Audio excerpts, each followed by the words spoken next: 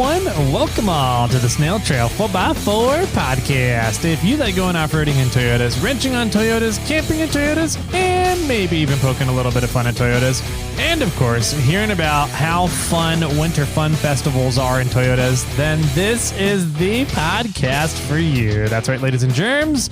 My name is Winter Fun Tyler, and joining me in the studio is Mr. Winter Fun himself, Jimmy. We're both winter fun? We are winter fun. Okay. Yes. We bring all the winter fun. Yes, we did. How you doing today, man? I'm good. Life is good. I finally got a good night's sleep here in the past few days since Winter Fun Fest. There wasn't a lot of sleep having going on at Winter Fun Fest. So. Oh, really? Not really. I mean, we were up kind of late and hanging out and drinking, and you don't wake up in the best mood, attitude at that and mental state. And yeah, you should ask Sean about that. Yeah, Sean made it. He did. He did it. He did. I was proud of that boy. Yep. But yeah, I learned now that I can't hang out with Sean either. Oh no. My right big toe hurts. We'll get into that in a little bit here. Jimmy's gout list people gout list is growing up to 2. Oh, that's funny. Oh man. So Monday episode. Welcome to Monday. This is a Thursday episode. Oh, dang it. You're right. Happy Thursday, everybody. Man. So 365, I think. 360. Yeah, I guess so. I don't know anymore. 365. Welcome, everybody. Yep. So, we had a fun weekend last weekend. So we're going to tell you guys about that today. I wanted to also clarify a couple of things regarding the Rubicon Trail closure. Okay. Because I think that there's still kind of some points people are not understanding. Yes. And I think that's on us. We didn't do a good enough job explaining why this is such a big deal. Okay. And so I want to touch on that a little bit, but we also have some wieners to announce. We do indeed. We have some birthdays to announce. That is true. We have some FNGs to congratulate. Yes. Thank you very much. Yeah. We got a lot of fun goodies to talk about, I think, today here. So I also want to say thank you for finally filling me in on what we're doing next month. You like how it wasn't even me that filled you in? Yeah. Yes, that's funny. I think next month is going to be a lot of fun. Some really fun announcement coming next month. So you guys will just have to sit and wait to hear about it. A few more weeks. A couple more, yeah. So let's see. We are over halfway through the month. Yeah. That's true. And we're have yet to announce the winners for December. That's true. They're going to have to wait a little bit longer here. Okay. Because the rest of this month is you guys have about 2 more weeks to get in if you want to get in for the giveaway for this month, which is 2 single-tired trail inflators from Morflate. They retail at, I want to say we have them at $119.99 each. So 2 lucky winners are going to win those. If you want to get in on that, make sure you're signed up over on iRate 4x4, same as every other giveaway in the past since we moved away from Patreon and over to iRate 4x4, which we are still recommending people. If you have not switched over from Patreon yet, please go do that. Yes.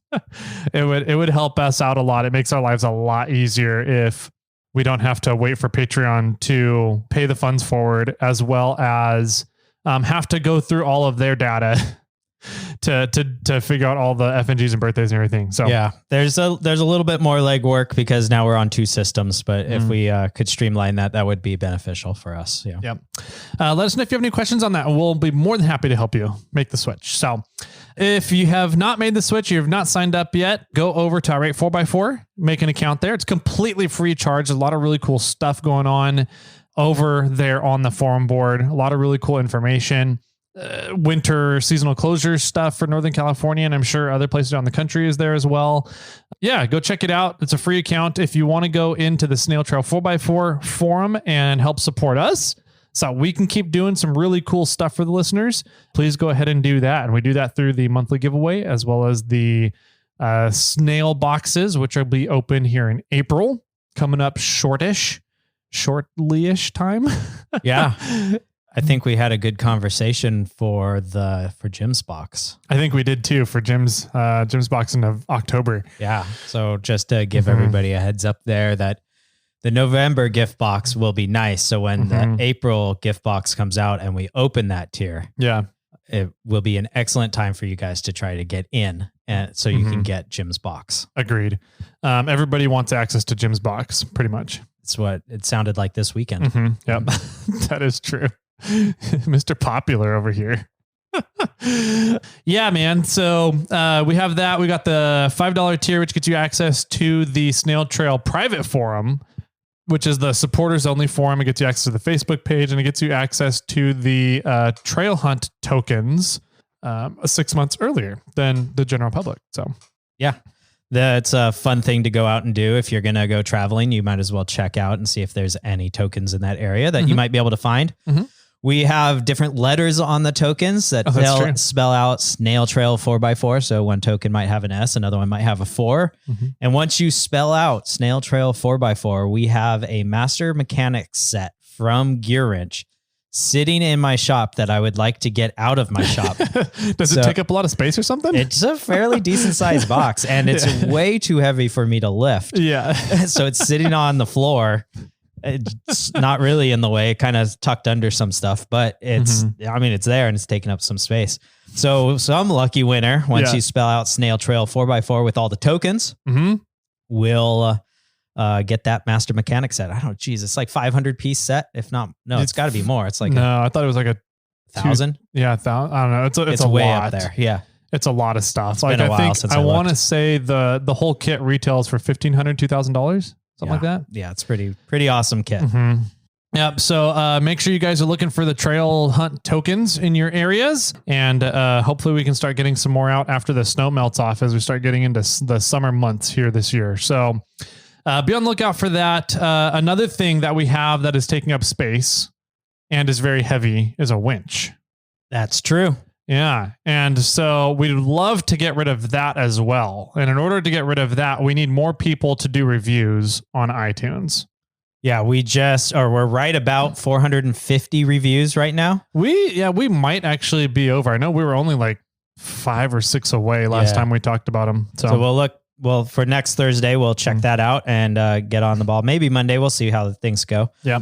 However, once we get to 450 reviews, we're going to give away a swag pack to everybody that has entered.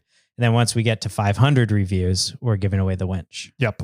Yeah. So in order to get in, you just have to leave a review. You can leave as many reviews as you want. I think iTunes just ties you to 1 review per account. And so if you can get a hold of your buddies' phones and their iTunes accounts, or the significant other, or your kids, and leave a review from any of those accounts, go for it. The more reviews you give, the more chances you get entered to win a winch. You just have to remember what those accounts are. Yes. Because we only know them based on the accounts when we announce the winner. That's coming up soon. We're almost here at 450, which is pretty freaking cool. When we started this whole idea, like I think you mentioned it when we were drunk recording one time. Probably. And I was like, we're never going to get there. And then you're like, how do you know? And I was like, fine, fuck it. If we do, I'll give a winch away. Yeah, exactly. So now I'm eating my words, and I've had to be holding this winch and to give it away now instead of getting to use it. So yeah, I'm excited to finally getting close here to giving away that winch. Yeah, so that's exciting news. But we do have some stuff to give away. We do. We have 2 lucky winners that are going to get Christmas gifts from us a month late. And we did the drawing for those just a little bit ago. And do you want me to announce them? Yeah, go for it. Nolan Brown and Brandon Caro. Nice. So do you know who you want? No, I thought we were going to have Sean and Ryan run around the parking lot. Oh, that's right. With the paintball guns. Well, or with us with the paintball guns. Sean's not here right now, so we can have Kyle do it. Okay. It's only his second day, so it'll be a great initiation. We should just poke our head out. And you should poke your head out and just say Nolan or Brandon. And then see into the warehouse? Into the warehouse and see who they tell you. Okay, 1 second. But you have to ask one of them because because the other one will answer the other name because I know how they work back. You know how they work? Okay, one sec. All right.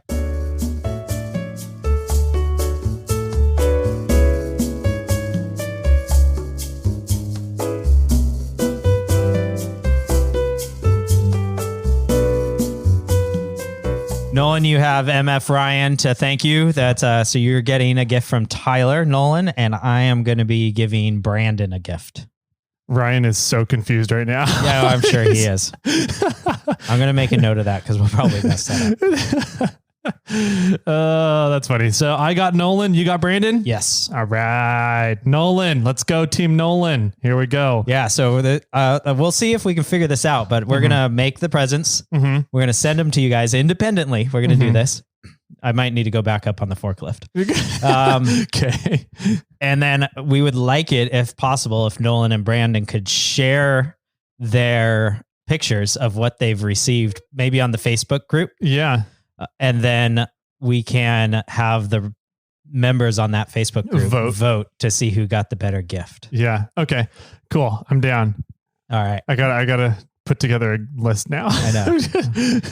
Definitely. And I understand that. Yeah. So I have some ideas, but I never actually started gathering them all into one location yet. Right. That's smart because I probably would have seen them. Exactly. Cheater.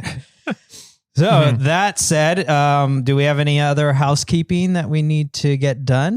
Yeah, we have, I think, some birthdays and FNGs. Oh, that's right. Yeah. You got those too. You've got a list in front of you. I do indeed. So we'll start off with FNGs, which are the fun new guys and gals. And we only have one. Yep. One from December. So it is Senor Dylan Weimer. Thank you, Dylan. Yeah. Welcome to the club. Welcome to the Snail Club. Yeah, so we got the one FNG. Hopefully we'll get a few more here in January so we can congratulate them on their acceptance to the Snail crew, the Snail Club. It's a very explicit club. It is. Yeah. There's only a few thousand people in it. Yeah, only a couple thousand. So next we got birthdays. 1 year birthdays. 1 year birthdays for January. January. Thank you for clarifying. So looking back to January 2022, we got Nick Collins. Nick, thank you. Alan Sharon. Alan, appreciate it. Jamie Mishkonig. I think Alan Sharon's Dusty Drone. Oh, is it? Yeah. Nice. I think. You think? Oh, who was the last one? Jamie Mishkonig. Thanks, Jamie. Jake Gallo. Jake Gallo. Give me some wine. Yeah. And some almonds. I'm out. So I could use some more. And Mr. Spaghetti. Ah, Mr. Spaghetti. That was his first time? That's what it shows. Really? Yeah. We'll have to double check that. Yeah. I think Sean, let us know. I think that's when he signed up his annual subscription. That would so make we'll sense. have to dig into that, Sean. Or we'll have to dig into it. I thought he was waiting to sign up until we did the annual. And that's when he finally signed up. Maybe. He has been supporting the podcast for a very long time, though, but more than a year. So shout out to Mr. Spaghetti. All right, 2 years. Let's see. Dave Kurak. Dave, thank you. Who I think he's has a red FJ40. Okay. And I think he's the one that pulled me over for my brake lights one time. Really? But he pulled me over for my, I'm air quoting, for my brake lights. So, and it was probably right after that. Yeah. That he signed up. Maybe. Ed Snyder. Ed, thank you. Mm-hmm. And none other than Mr. Caltrans snowplow himself, Samurai James. James Davenport. Thank you, Davenport. Yep. I was blanking there. Yeah, Samurai James. So Samurai James, 2 years. Wow. Thank you, buddy. Birthday, man. I'm surprised you didn't stop your relationship with us and put that money towards a buggy.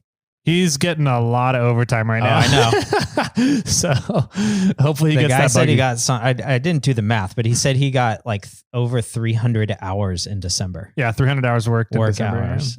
Snow plowing. Yes. And and then, obviously for the past 2 weeks, he's been working nonstop too, I'm sure. He's probably going to get right back up there this month. Yeah.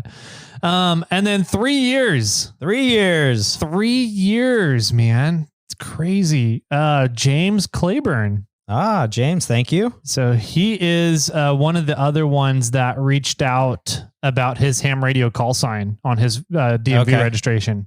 And he has a space on the He has a space on his as well. Okay, Yeah. Yeah. He goes, I didn't believe it, but I looked at my registration and sure as shit, look at Yep.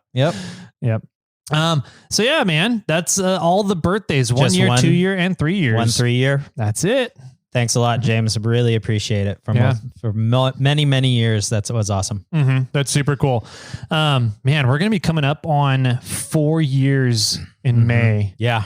I was listening to Wheeling Wine and Whiskey's episode a little bit ago. I think they're the one where they interviewed Derek from Trail Chasers. And they said that we had reported that we're coming Derek up from Total Offroad. Total Offroad. Yeah, sorry. Not Trail Chasers. The other off-roading podcast. Yeah. Total Offroad podcast, Derek. They said that we'd reported that we're coming up on 4 years. And then Chris is like, I can't believe that because didn't we start before them? So shouldn't we be coming up on 4 years or something? So yeah. Which is not true. It's May. Well, I mean, it is and it isn't. We were on the High Sierra 4x4, right? Then we released a teaser episode. Then they released their first episode. Then we released our first episode like the week later. Gotcha. So they released an actual episode before us. Okay. But we released the teaser episode telling everybody when we were going to start. Gotcha. Before them. Okay. Semantics. Yeah. Whatever. But we're probably over 4 years podcasting. Yeah. I think we are right now. Yeah. The High Sierra 4x4 time. Yeah. I want to say we started in High Sierra 4x4 in like September, October. And then we did that for about 6 months before we switched over. So crazy. Man, that is crazy. I'm surprised people are still listening. Yeah. Thanks everybody that have been following us since then. That's pretty wild. Yeah. I don't know. We've never really talked about having like final goals for the podcast. I don't know if we still have talked about that or at all. It's just kind of like, we're just going to keep doing it as long as we're having fun. Yeah. So, my not an underlining, but one of my quiet goals in the podcasting career that I've been having is to have more episodes than High Sierra 4x4. Oh, are we there yet? They have the Toyota Boys Farewell was 372. Oh, so we beat it then. Because we have all the extra bonus episodes and whatnot. So. If you want to count those, yeah. We're not actual episodes though. Yeah, true. So I think they've released an episode since then. I'm not sure why they have 373. Are we ever coming back? And that was in August of 2019. So I'm guessing the answer is no. Oh, Jeff. And it was 2 minutes long. Yeah. So all we need to do is another 10 episodes and then we'll surpass. And then we can retire? Yep. Then we can retire and we'll surpass the High Sierra 4x4 guys. Sweet. So another month and a half. Yeah. And then we're out of here. That or we need to start competing with, what is it? The Jeep Show podcast? They do like 5 a week now.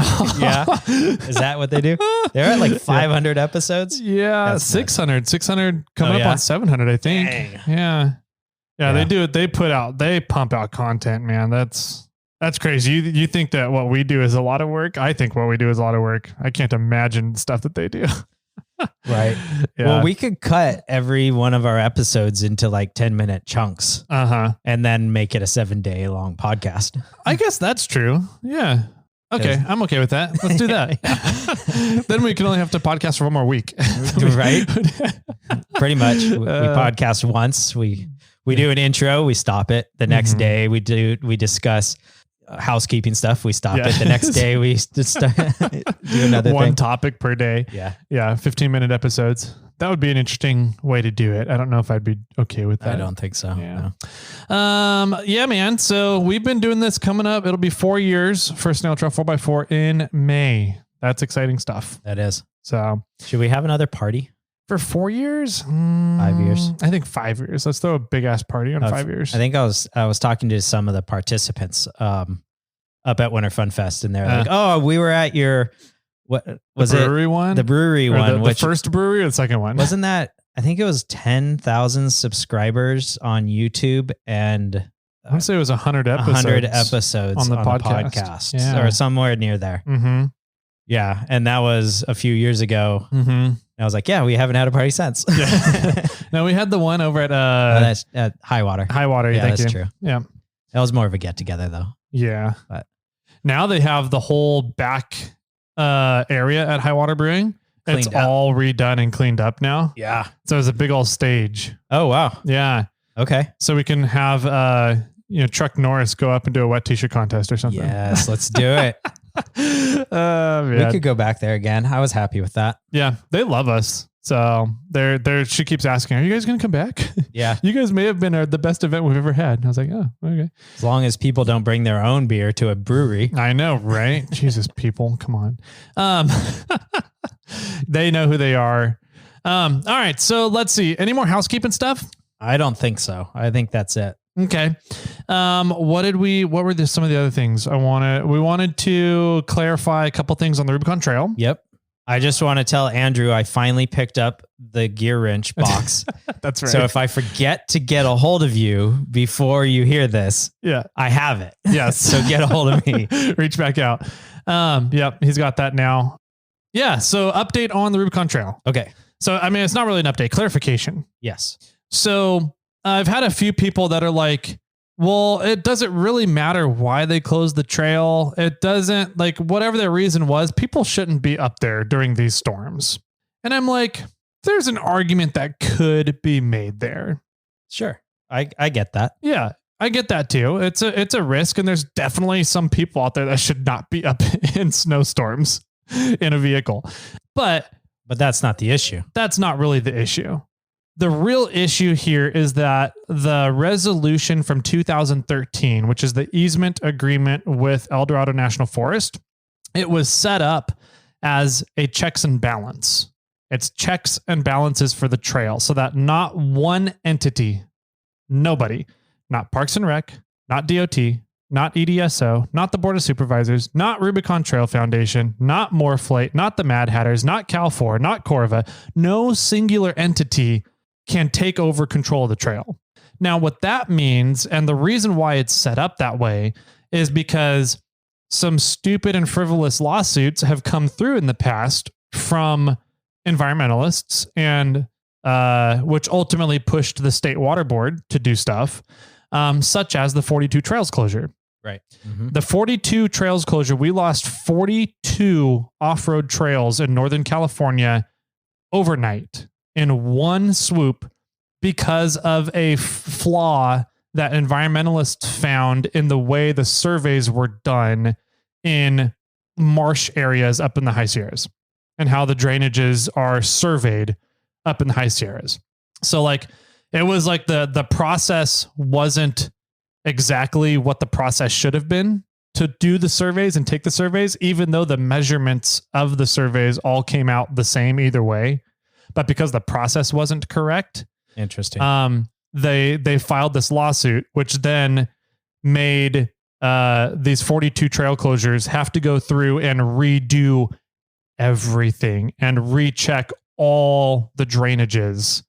And when they started rechecking all the drainages and going through this new process from the surveying process, that then led to, hey, there might be, this other problem over here, which kept all the trails closed until all those problems were mitigated. Right.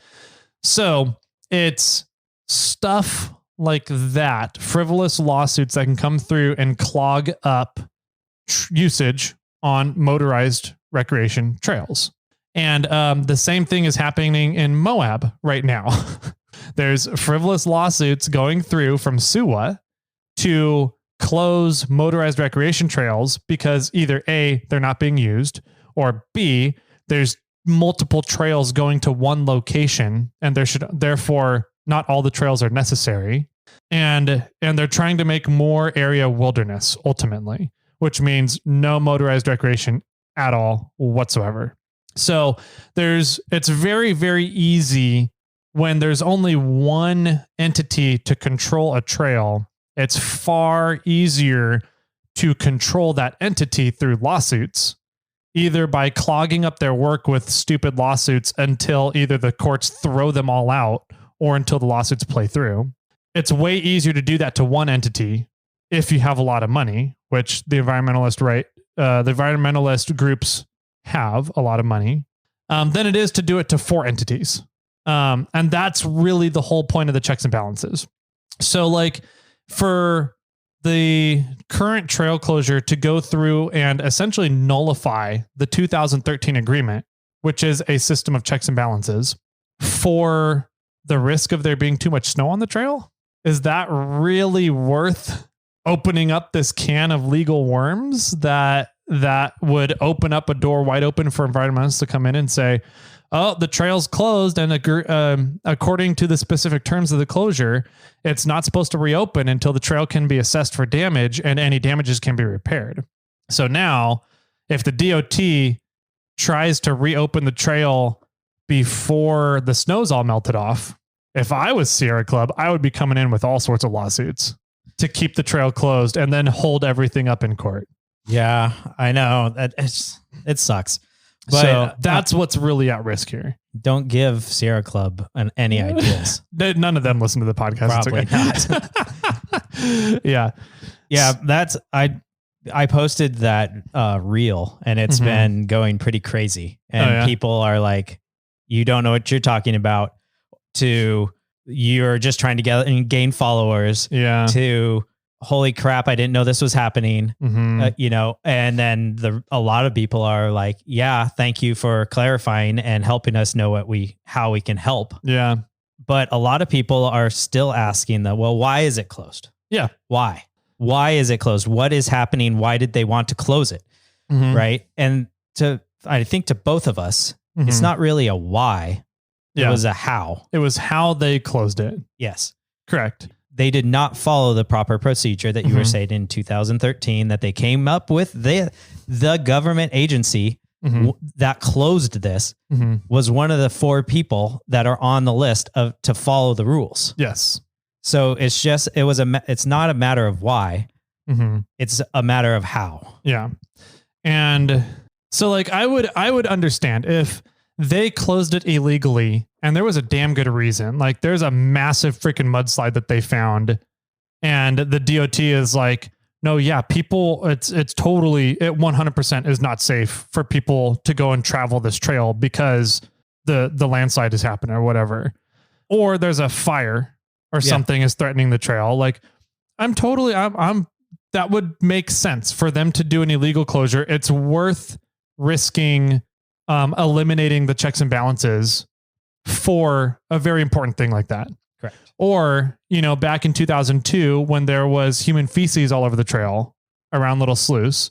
Yeah. Somebody needs to come in and close the trail up now before permanent damage is done. I think that is worth risking eliminating these checks and balances that were set up in order to mitigate permanent damage to the trail. But the reason that they gave is because there's too much snow. Like, is that really a good enough reason to risk? Was it too much snow? I thought the reason was that the wet weather or the warm, wet weather was going to eliminate the snow and people were going to go up there and drive in through the standing water, thus stirring up mud and sediment to go into our river flows. But what ended up happening was we got these massive cold, like storms coming through and now there's just feet and feet of snow on top of the trail and there's no way that people can get down there. Yeah. So yes. So the reason they gave the Board of Supervisors was because of the standing water and sediment issues. But I've heard from an insider that they really wanted to keep it closed because of what the Wentworth Springs recovery could have turned into. You mean at where search and rescue would have had to go and help out? That's what they were concerned about? That's they're concerned about that. That's one aspect of it. The other aspect is that the Wentworth Springs people contracted a loader to come up. And I was like, yeah, but the loader didn't do anything. No. And the owner of the loader knew exactly what was going on, and he was going to do everything in his power possible to not use it. We informed him of that as well. And ultimately, that was a non-issue. As did, I'm assuming I'm putting words in people's mouths here, the person that contracted the loader. I'm sure he said was very concerned with the environmental protection. He is. And I talked with him and his wife about that. And I was just like, you guys realize if this loader does go in and causes any damage, you're at fault for it. You're going to be held liable for any of the damage. You're going to have to pay to repair it all. And they said, yeah, we get it. So they knew what they were doing, and the county freaked out about it. And because of what that was, and they saw the incoming storms coming in, they wanted to keep people off of the trail and used the DOT to do it. Right. And, there's definitely an argument there, but the problem is that the way they did it. It's the way they did it. Exactly. If they wanted to shut down the trail, just go to the DOT and the sheriff's office and say, hey, we think this is going to be a problem. Do you guys agree? Right. And if they agree, awesome. Shut the trail down. If all parties agreed. Yeah. I mean, because you have the forest, you have Parks and Rec, the sheriff, and then DOT. Mm-hmm. And DOT made a suggestion to Parks and Rec, and then Parks and Rec closed it. Mm-hmm. Right. So both of them agreed is the way I see that. Right.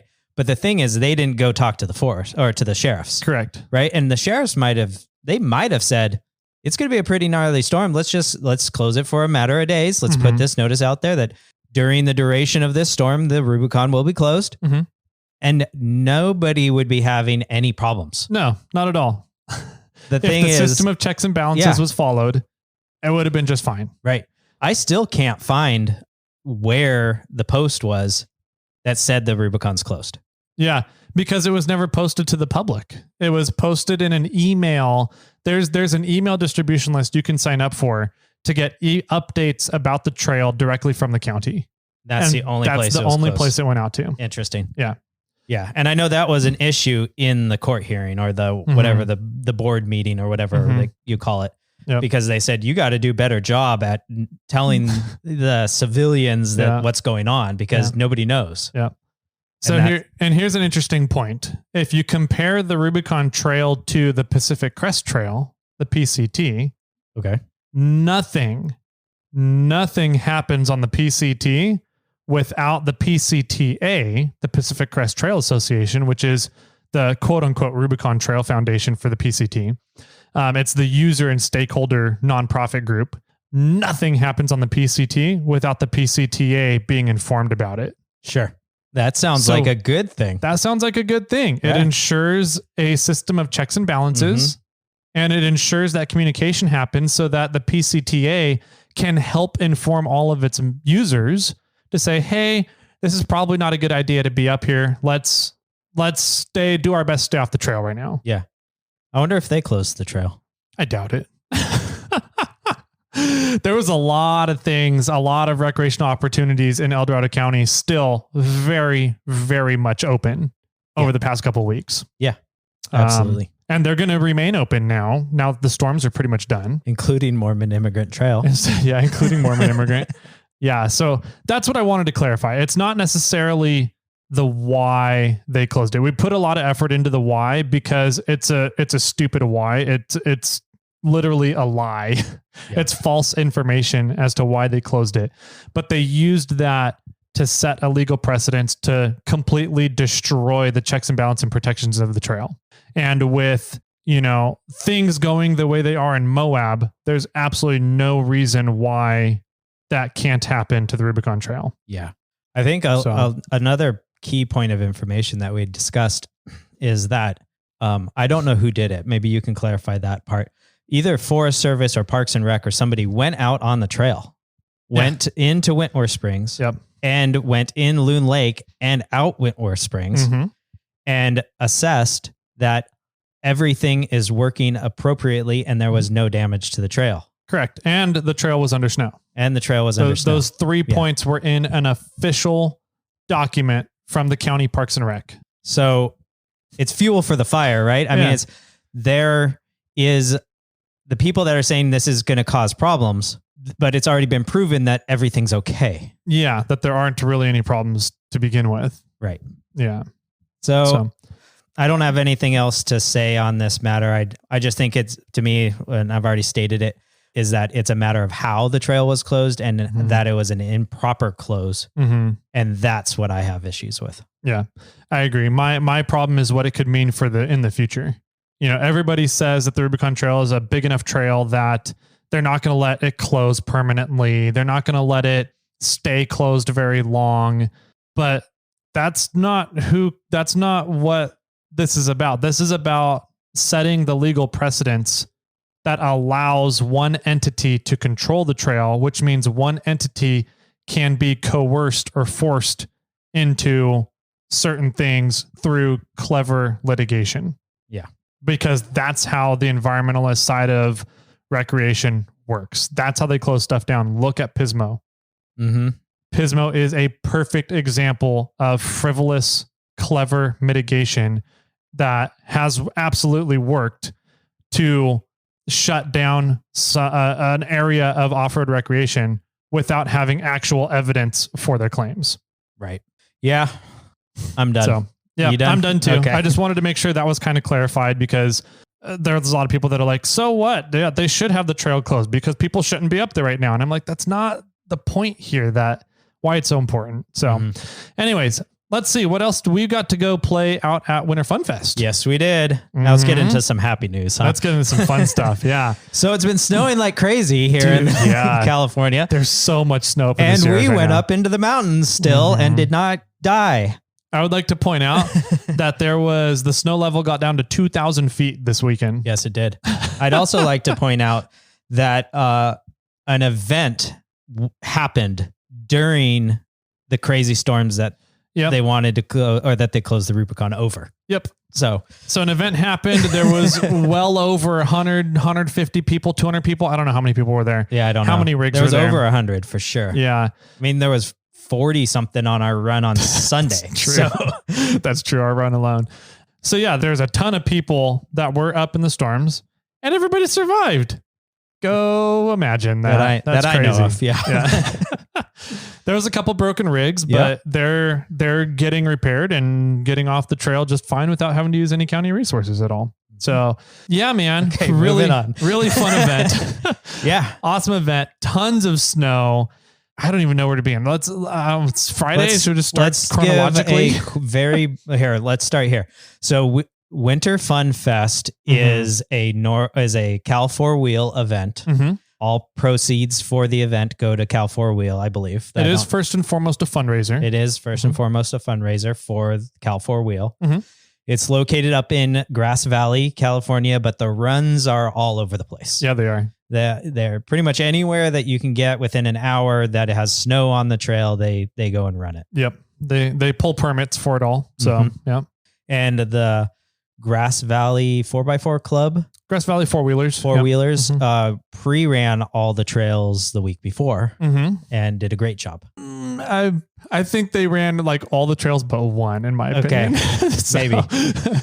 Anyway, so the event goes Friday, Saturday, and Sunday.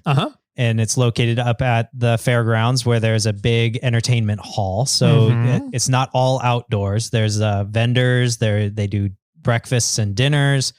And there's a bar and a huge raffle. So that's where the majority of the proceeds come in. Yep. That's the gist. It happens every January. So it's last year, was it, that it got pushed back? Yeah. Because it was just a ton of snow. Yep. Yeah. I don't know. That's about all I have to say on it. So if we want to, that's the gist of the event. It's a big fundraiser that Cal 4 does that's centered around winter snow wheeling in 4x4s. Yeah. And so it's my absolute favorite Cal 4 event.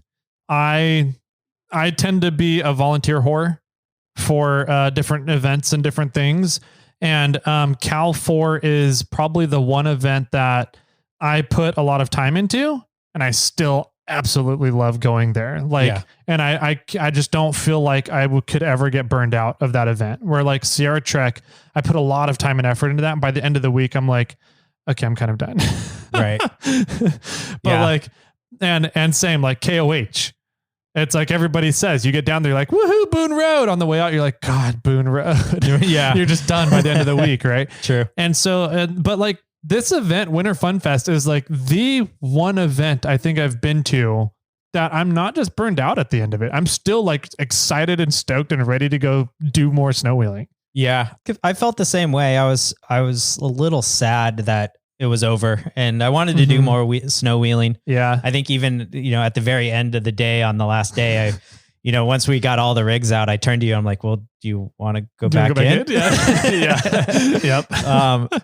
And I was stoked how Bobcat worked, and I was having fun, and I was learning a lot. And I feel that it's a fantastic event. It's a lot of fun. The organizers do a great job. They've been doing it for years. I don't know what number event with this Winter Fun Fest was, but it's been going on for a long time. Yep. And they've got it organized very well. They have it down to a T. And so, it's a Friday, Saturday, Sunday, and Friday night is kind of like check-in. So everybody who registers for the event picks up their registration packets on Friday night. And that's when they find out what runs they're on. They get their meal vouchers. They get an extra raffle ticket. And then they can also hang out, check out whatever vendors show up for Friday night. They can go buy raffle tickets. The bar is open, and there's a dinner Friday night. So Cal Force supplies dinner on Friday night. This year, the Friday night dinner was it the barbecue chicken? You weren't there Friday night. I wasn't there Friday night. I'm pretty sure Friday night dinner was barbecue chicken. That sounds right. Yeah. And it was tasty.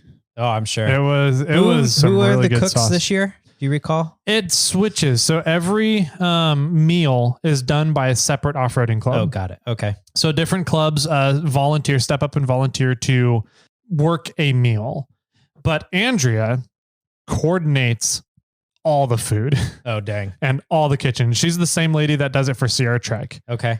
That woman knows how to do food for events. Yeah. Massive shout out and thanks to you, Andrea. Huge. Thank you so much for everything you do. Yep. Huge shout out to Andrea. So thank you. That is a massive job for every event that she does, coordinating all the food, coordinating all the cooks, each club to come in and volunteer and do stuff. She does an amazing job. So Friday night was the barbecue chicken and some other goodies there. So, and then, it's just kind of hang out Friday night. And then once everybody's kind of tired of hanging out, then they go back to their campsite, their trailers, hotels, whatever it is, wherever they're sleeping. Yeah. And you towed your trailer up. I did. I towed the camping trailer, the little black box. That's what I'm calling it now. The LBB. The LBB. I towed it up. Basin Brewing. Right. I towed it up with the 4Runner with Kermit on the 40s and everything. So it did really well. I'm no impressed. Leaks. No leaks. Yeah. No leaks on the trailer at all. Yeah. Excellent. Yeah. It was raining.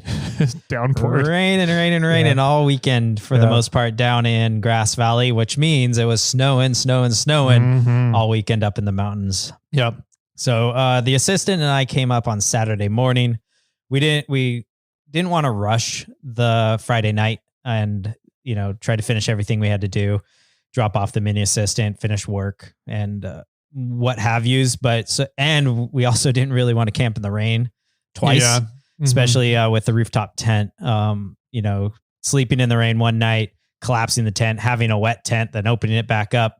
We decided that we were just going to drive up on Saturday, spend the night Saturday night, and then go on, have one wet night, camping night. Yeah. Yeah.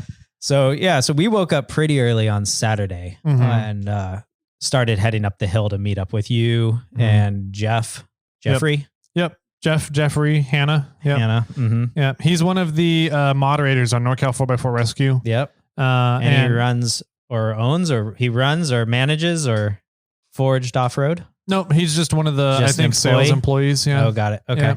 He works at Forged Offroad. Yep. In Loomis. Yeah. Okay. And they do a lot of Raptor stuff, right? Yes. So they're like the Raptor place in NorCal here.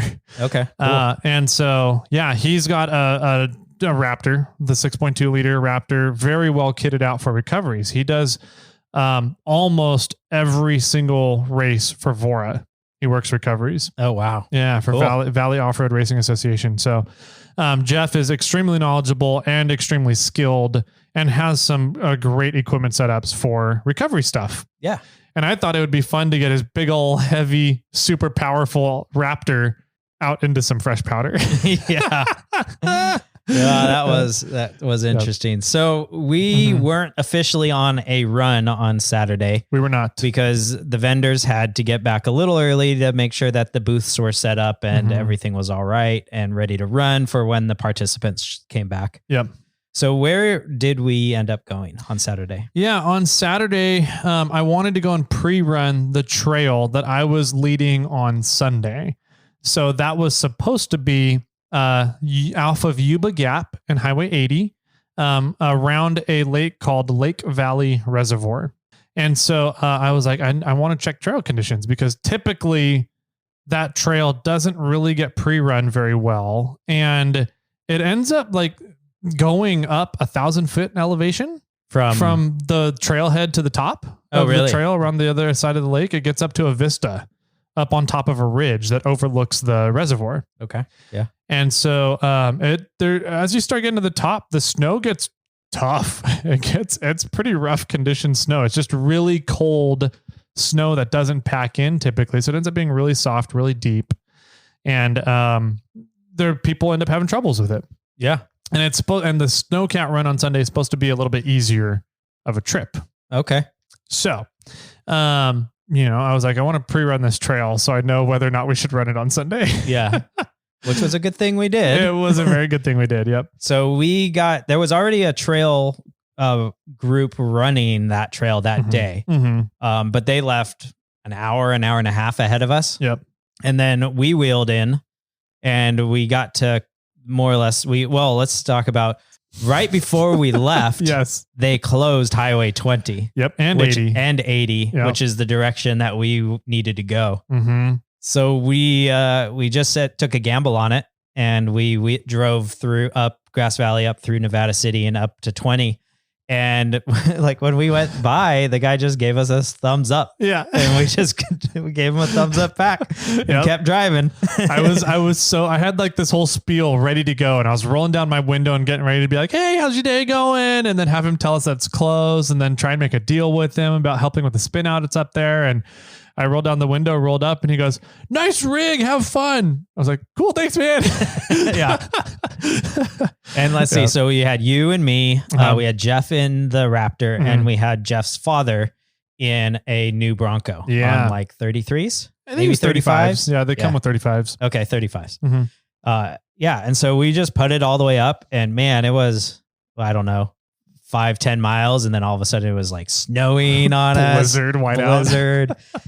Yeah. We got to another checkpoint and the guy's like, put it in 4-wheel drive, 25 miles an hour. Yep. We're like, cool. That works for us because Bobcat can only go 30. Yeah. Found out it can get up to 40. Oh, nice. With that front drive shaft. Yeah.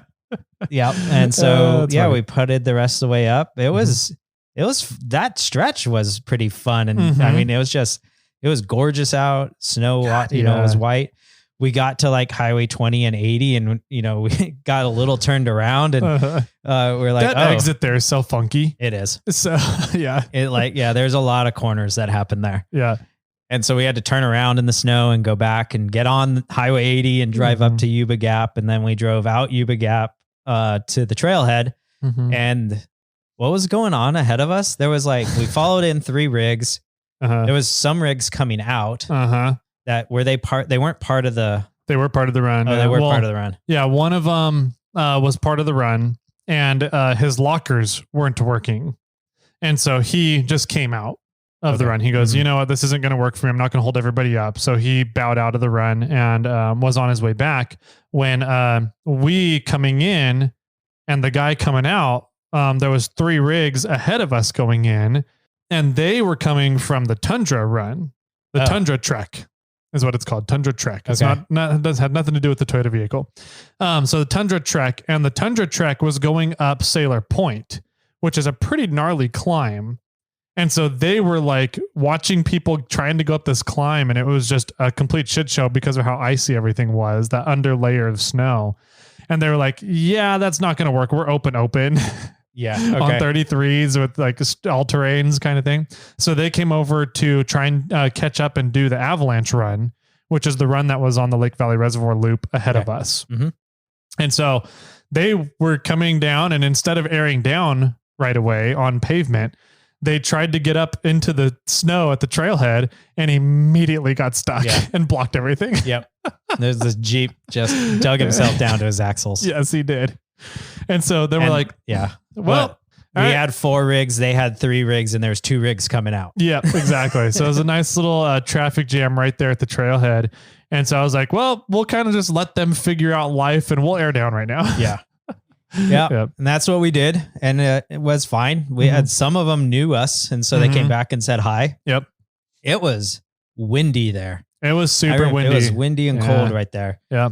But eventually we all got aired down. I aired down to 5. Nice. I think you went to 1 or sub 1. I went below 1. Yep. Yeah. Again. So, and then I followed you in, and the Raptor was behind me and the Bronco was behind him. And how far did we get in? A mile and a quarter, maybe? A mile. Yeah. I was going to say maybe a mile. And then we hit traffic for that. Was it the Tundra run? The Avalanche run. The Avalanche run. We hit traffic for the Avalanche run. Yeah, but the back of the line. Yeah. That left an hour and a half ahead of us. Yep. So we started talking to people ahead of us about what's going on. They just happened to be, that run just by coincidence happened to be on the same radio channel that we were on. Oh, really? Yeah. So that run chose Weatherman, which is questionable whether or not there's the legality there for them to use it. I know that Cal 4 was not using any commercial frequencies for any of the runs for the weekend. So whoever led that trip decided to use Weatherman. And we were also using Weatherman because that's all Jeff has is race radios. That's not true. He did have a couple Baofeng handhelds that he could punch in, but we're like, whatever. We know what that frequency is. We can jump on it. As soon as we hear somebody else in that frequency, though, we need to move because we're not supposed to be there. So I heard some other people talking on the radio and I was like, that's not part of our group. Yeah. And I was like, we should probably think about moving frequencies, guys. And so we did. And I kept one of my VFOs there because I was like, who are these? I want to figure out. I just get curious and I play around with radios while I'm out off-roading, right? And it turns out that it was the Avalanche run. Oh, funny. I was like, oh, well, that's convenient then. Yeah. And so right after we caught up to the group, we were stopped. We hung out there for a little bit. I think you knew Tom ahead of us. Mm-hmm. Yep. And was Tom in communication with the broken rig, or how did he figure out that there was a broken rig? It's because he had gone in ahead of us. We were supposed to be meeting Tom at the trailhead. Right. And he went in ahead of us because he was like, I'll just kind of get going. And I didn't want to wait around for you guys. So he went in ahead of us and then he caught up to the back of the line and then walked up forwards to see what was going on. Yeah. And then as I was hitting the back of the line, I was talking to the run leaders, which is Jake Gallo's group. Oh, yeah. Okay. Yep. So Jake Gallo, Corey, the Gen Right crew, I like to call them. Yeah. They were leading that run, the Avalanche run that day. And so I immediately was like, hey guys, this is Tyler. I'm back here at the back of the line. Let me know if you guys need anything. Otherwise, I'm just here to hang out and pretend like I'm not here. But if you guys do need anything, let me know. We can take care of it back here and help out. So they were like, okay, cool. Yeah, we're just up here trying to turn the front of the line around. And I was like, seems a little early to be doing that, but yeah, I was like, are you sure? 10 or 11? Yeah, it was between 10 and 11 a.m. And I was like, really? Okay. Is everything okay up there? And they're like, nobody's making any progress whatsoever. And it's just a massive struggle. We're not getting anywhere. So we're just going to turn the line around and get on our way out here. I was like, okay, cool. Do you guys need us to do anything in the back here? And they're like, yeah, we're not sure. I guess if you can communicate that to everybody in the back and make sure everybody knows back there to kind of start turning around, looking at it. I was like, okay, cool. What's you guys' plan with this Bronco? Oh, they didn't know about the Bronco. I don't think they knew about the Bronco. Okay, yeah. So we haven't talked about the Bronco. So what was up with the Bronco? There was a Bronco 2. Is it a Bronco 2? What model is that one? See, I was having a hard time describing this. It's not an old school Bronco. No, it's not like the but 70s. It's older than an OJ Bronco. Yeah. It's the but big it's Broncos. Not a Bronco 2. It's one of the big Broncos. It's like a early OJ Bronco. Yeah. It almost reminds me of the Jimmies, right? Yeah. The GMC Jimmies. Kind of. That size. Mm-hmm. And so one of those was dead in the water in the middle of the trail with a bum starter. Yeah. No water though. Yeah. No water. Let's clarify that for all the people, the haters out there. Right. They were dead in the snow. Yes. On the trail. Yes. Yeah. With a bum starter. And I was like, at first when I heard that, I was like, well, cool. Let's just roll start him. Mm-hmm. But he had an automatic transmission. Yep. So, and no starter, no spare starter. He thought he had one with him, but he didn't. And he's facing the wrong way. So we're like, all right, so this Bronco is here. We need to get it turned around and then pulled off of the trail with no power to the Bronco. And the front of the line was like, oh, yeah, can you help with that? Yeah, sure. No problem, guys. Yeah. And so I kind of helped, I relayed to Tom what the front of the line wanted because he was right up there next to the back of the line. And so he kind of went around to the 5 rigs around him and in front of him and was like, hey guys, sounds like the front of the line's turning around. And everyone's like, oh, okay, cool. And so they started trying to get turned around and immediately one rig got stuck. Yeah. And so I'm looking at this. I'm like, none of these rigs ahead of us, like they're all on like 35s and smaller. Mm-hmm. Yeah. And I was like, they're not going to be able to stamp down a turnaround spot. Not really. No. Yeah. So pretty much you and I made a really decent turnaround spot. We made 3 turnaround spots for everybody. Yeah. Well, 2, 3? 3 because we did the first one where Tom turned around. Okay. And then while you were starting on the big one, I made that little small one right there. Okay. Yeah. I was counting really that small one that kind of flowed into the larger one as one. Yeah. Yeah. I ended up kind of flowing into it. So anyway, yeah. We made two turnaround spots, one big enough so that a Raptor could do a 5-point turn in. Yeah.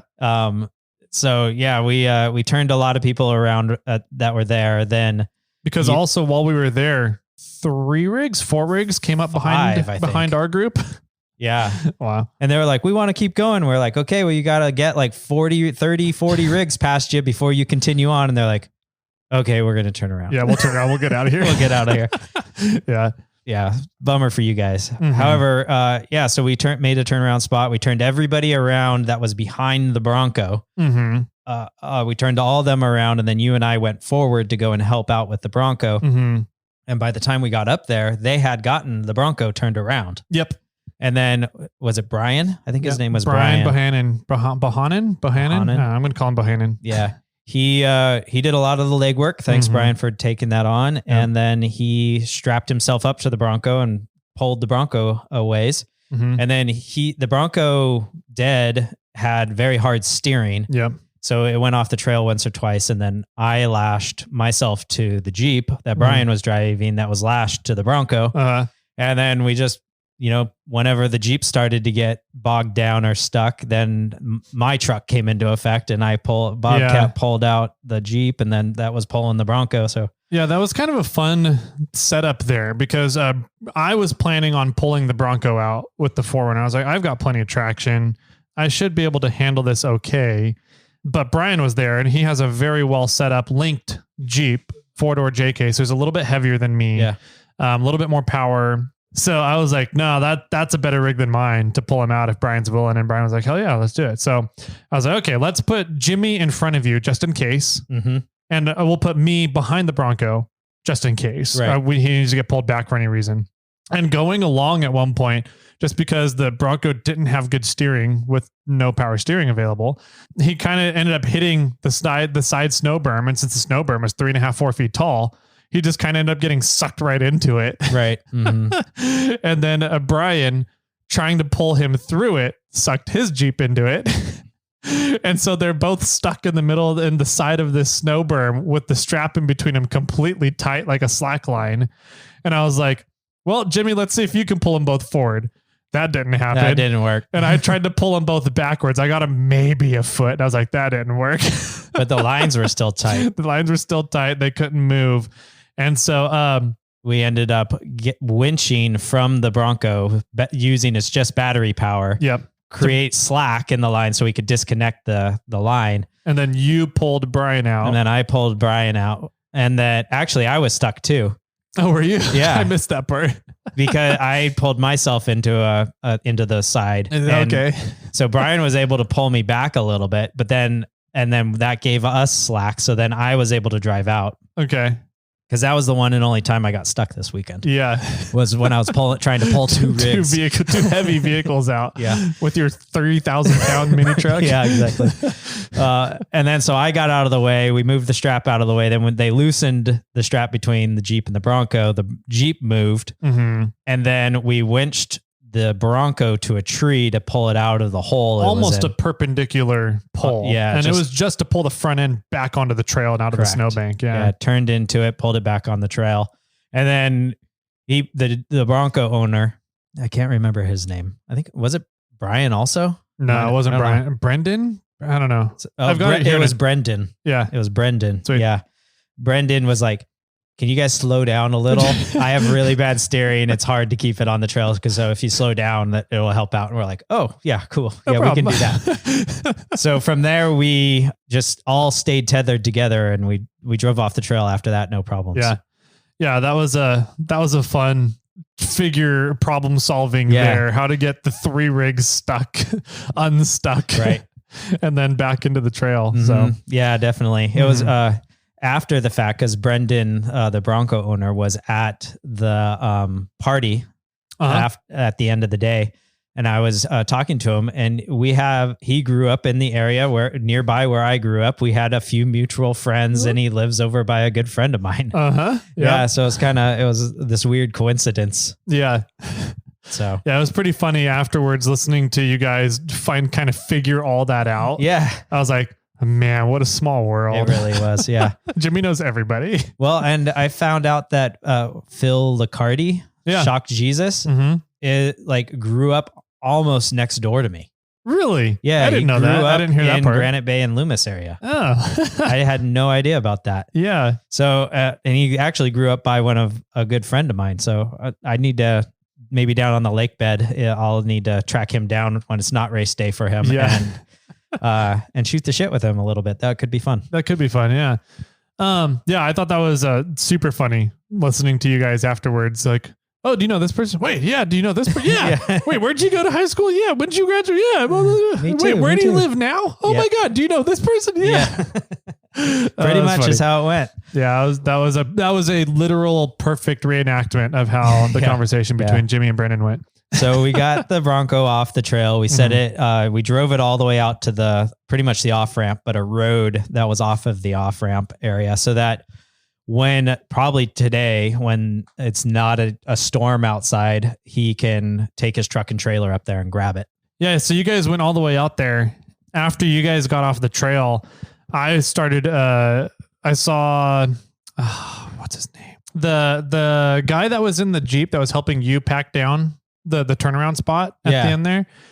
He got out the trail fairly early and he was kind of checking everybody off from the run, right? As they came out. Mm-hmm. And so he kind of stopped right near the main pathway that had been made through the tires and tracks. And over to the left of him was all fresh powder. Oh, okay. And so coming out, I was like, these tires, the Yokohamas have been doing awesome. When we packed down the pack down spot, I was like, I never really slipped a tire at all when packing down the spot. They did amazing. I had traction all day long, but I haven't really gotten to try these snow conditions, these particular snow conditions of what it was, with both tires going through deep powder where my axles were going to drag 6-7 inches at least. You're right. Of snow. Mm-hmm. And so I was like, there's a great 200, 300 foot section right here. I can go play it and try out. Yeah. And so I pulled right into it and it just went right through without any issues. I had full traction and I came off of the berm at the end. I was like, well, this is a little steeper than I was expecting. Down into the road. Mm-hmm. But got down into the road and then parked there and helped him check people out as they were coming off of the trail. Okay, cool. I was wondering what took you so long. Yeah, that's what I was doing. I was hanging out with him, chatting with him a little bit more while we were checking people off the trail. Yeah. After that first day, what were your thoughts on the Geolander MTs as a snow wheeling tire? I thought they did great. But we were also on a packed down trail that a bunch of people had already driven down. Mm-hmm. I don't know how many people were on that run, 30? At least. Yeah. Yeah. And I did get to do some deep snow play to some extent when I was packing down a turnaround spot. But usually I had 1 or 2 tires on the packed down area that was previously packed down. Mm-hmm. But I did get myself pretty deep into that snow once or twice and wasn't able to continue or proceed down going forward. Yeah. But I was able to reverse myself back out of it. Yep. So I was very happy with how they were performing. Mm-hmm. I did wish I could get more experience or more trial in some deeper snow, something that wasn't already frozen over, tracked down. Yeah. But I did the next day, so I'll kind of save that for a little future casting here. But the next day I did play in some deeper snow, so nice. We'll talk about that in a little bit. Cool. But I think because they performed so well on Saturday, it gave me, the huevos to be able to go do a little bit more on Sunday. Nice. So yeah, manufactured confidence. Yeah, pretty much. Nice. Cool. How did the assistant do on Saturday? Because it was fine. It was stormy Saturday. It was stormy. She didn't really get out of the truck much. Mm-hmm. She sat inside the truck, and whenever we stopped, which we stopped a bunch that day. Yep. She just pulled out a Stephen King book and was reading some Stephen King book. Nice. Relaxing back there. Every once in a while, I'd get a drink out of the cooler for her, and that's about it. She sat inside for a good chunk of it. Mm-hmm. Whenever it wasn't super windy or super snowy, she occasionally hopped out and enjoyed the snow and used her pee style to go to the bathroom, which she freaking loved during these winter cold weather times, because she doesn't have to, pull the pants all the way down to bare ass in the middle of the bare ass in the middle of a trail. Wind chills.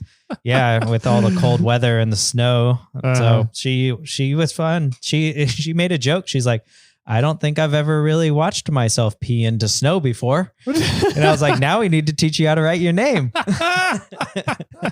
Oh, that's funny. Yeah. So she, you can play tic-tac-toe in the snow. Yeah. At one point she's like, I made a cave. I'm like, yep.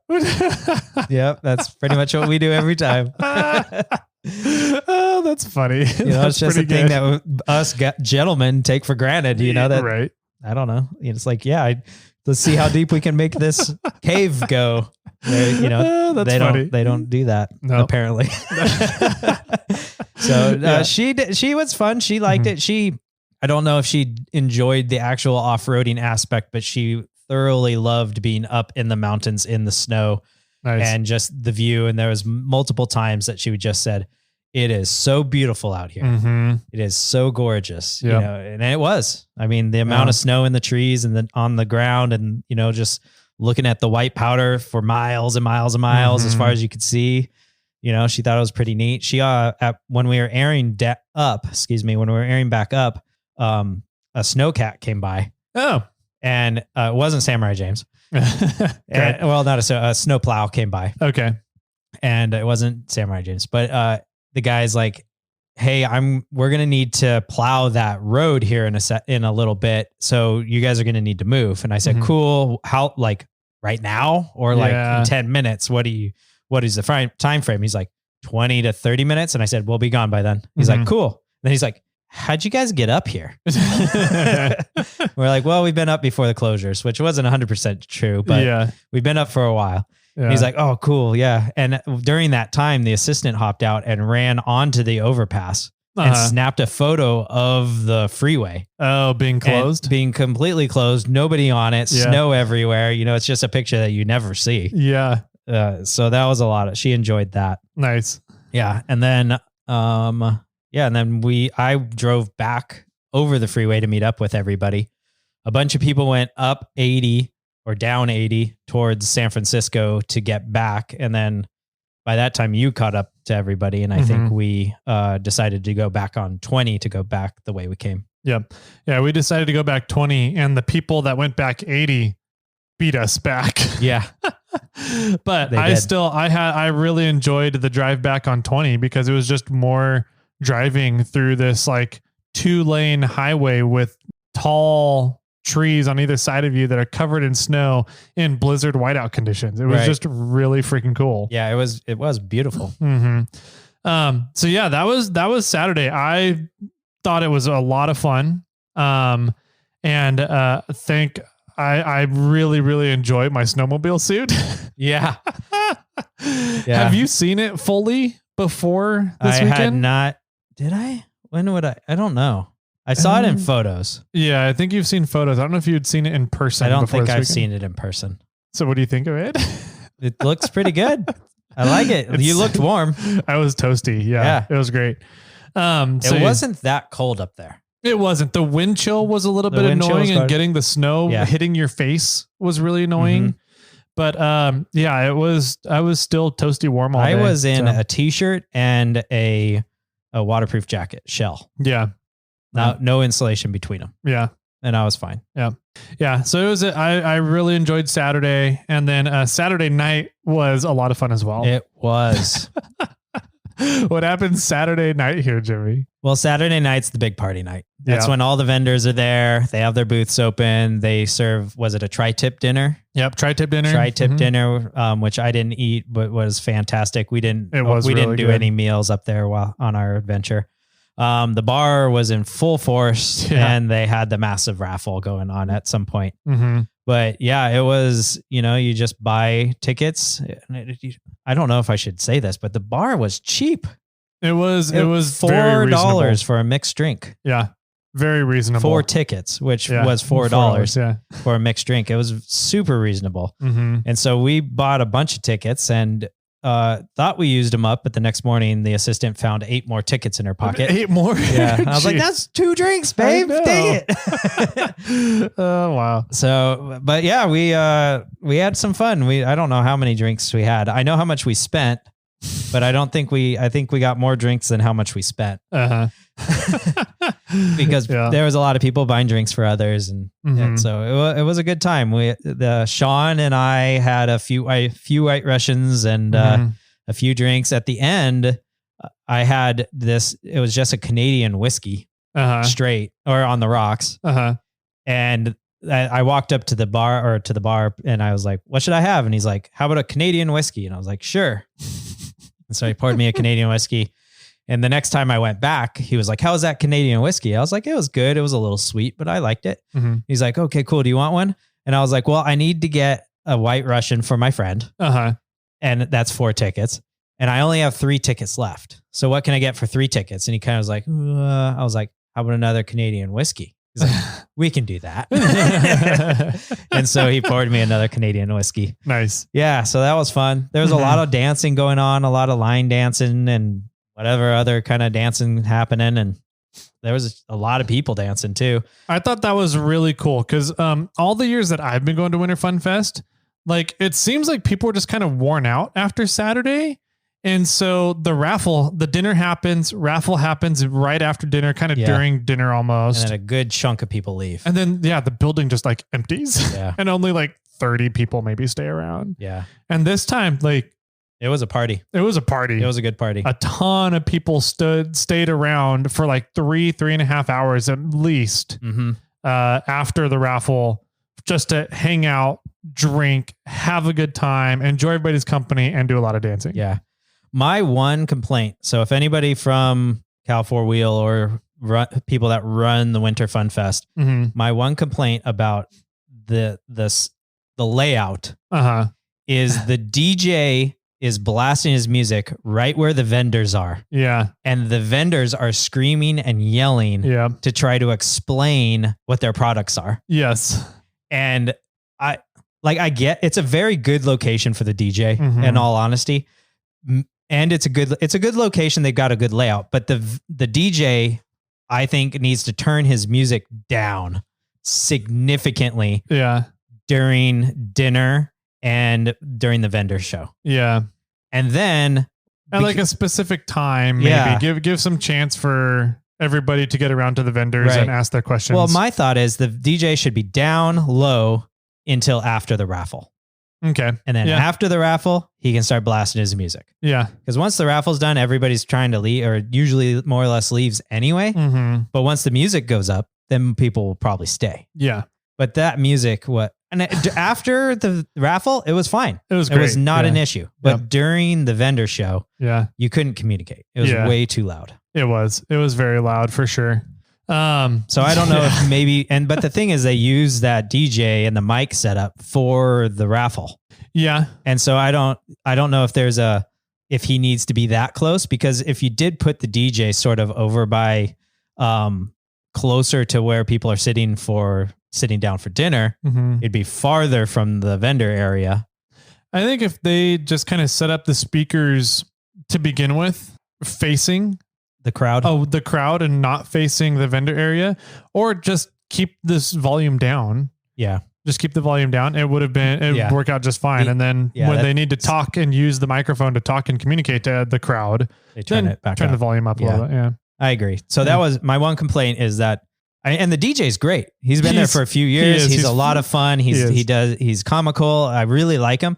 It's just, and I don't know. It was just too loud when the vendor stuff was going on. Yeah. Yep. You had that same feedback for the Toyota vintage trucks. The truck true, thing. But it was they the same had thing. the stage pointed right at the vendors. Yeah. And I don't know. My complaint. But it really was the same issue though. The vendors could not talk to people walking by that had questions about their stuff. There's always a conflict between the DJ and vendors. Yeah. I think. And in my personal opinion, music is always too loud. Yeah. You should not have to raise your voice to talk to somebody. I like music in the background. Mm-hmm. Even the assistant does this at our house. Like she wants to put music on during dinner. And in my opinion, it's too loud. I'm having to raise my voice to talk over the music that should be background music. Yeah. So, okay. It might be just a pet peeve of mine, but you're the weirdo here. Maybe I am. Yeah. So cool, man. Yeah. The party was a lot of fun. I had quite a few drinks. What did you want to talk about the bet you made? Sure. At some point I bet the assistant, because the assistant loves to dance. She's like in dance classes. She took dance all her life. She grew up, doing all different forms of dance. She just loves to dance. And so she dragged me out. She was 3 sheets. She was. We joke that from her drunk name is Summer. That, so Summer was definitely out and around. And Summer really loves to dance. Yep. And so she always drags me out onto this dance floor, and we do a little dance. And then when the song's over, I'm like, peace, see ya, bye. I'm going to go back and have another drink or whatever. But at some point I said, hey, babe, if you can get Tyler to dance with you, I'll give you $100. And then the game was on. Yeah. She was like dancing circles around Tyler, trying to get Tyler to shake his booty. I was so confused for the longest time. I was like, what? And like, I would be sitting there talking to somebody about something, and she would come over and just start running circles around me. And I was dancing. Like, what are you doing? Get out of here. Yep. I was so confused. And finally it was explained at the end of the night. And I was like, oh, it all makes sense now. She wanted to make her $100. Yeah. And I also want to say, I don't know the gentleman's name, but the guy that ran the popcorn stand, thank you very much. I had like 4 or 5 bags of popcorn that night. And at some point I went over there. I think it was on like bag 4.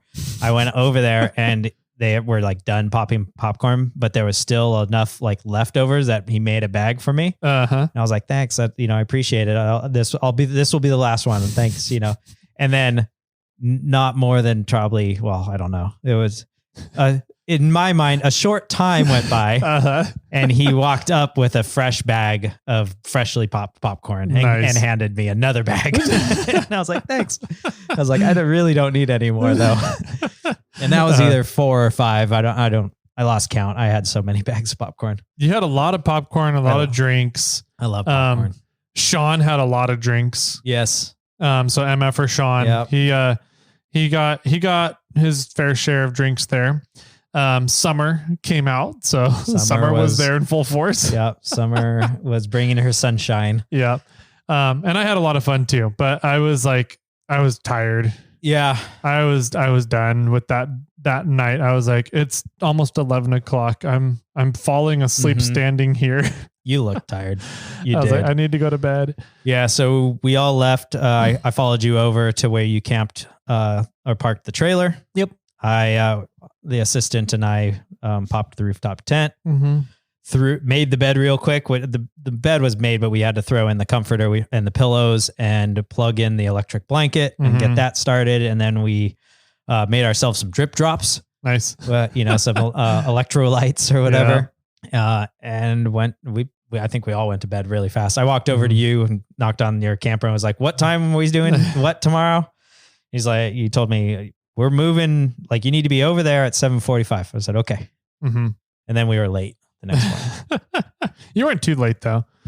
But yeah, I set up the electric blanket in the trailer with a comforter. And then I took my 10-degree sleeping bag, 15-degree. I think it's a 15-degree bag, and laid it out over on top of the comforter. Dang. So I was toasty warm. Yeah, I was amazing. Fine. The assistant said she was cold. But also the assistant runs all night long, usually with an electric blanket going, or an electric mattress, the mattress pad. Yeah. When we sleep at the house, she has that going all night long. All night long. Jesus. And I turned mine off. Yeah.